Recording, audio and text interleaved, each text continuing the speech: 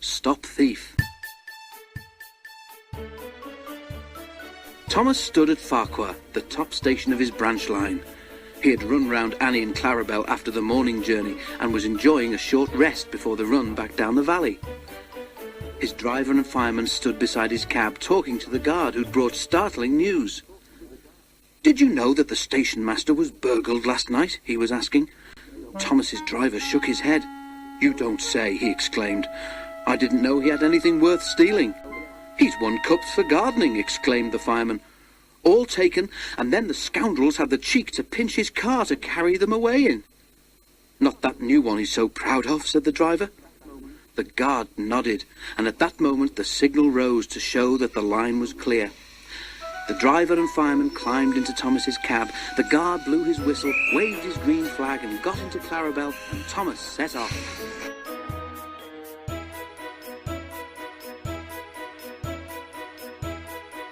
By the time they were through the tunnel, the train was running nicely. Road and railway were beside each other here, with only a stream between them.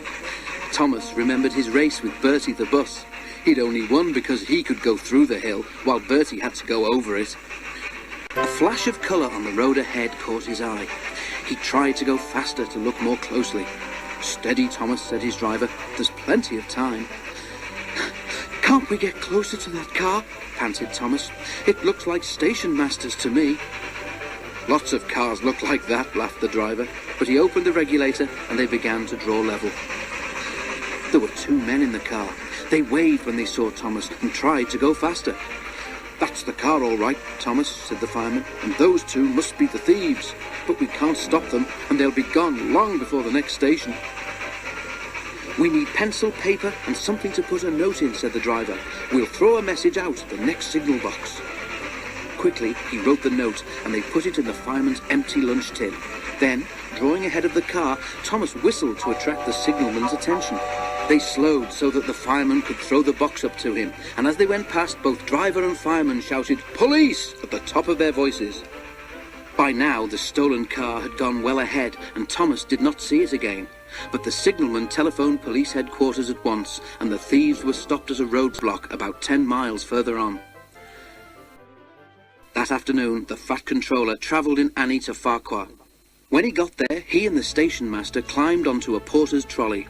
They told the passengers the whole story, and the station master thanked Thomas, his driver, and his fireman for their prompt action. The passengers cheered loudly, and they cheered even more when they heard that the station master's gardening cups had all been found undamaged in a sack in the boot of the car. "A long time ago," said the Fat Controller, holding up his hand for silence, "Thomas showed how valuable he is to the smooth running of my railway. I am sure you will all agree that today he has once again proved himself to be a really useful engine."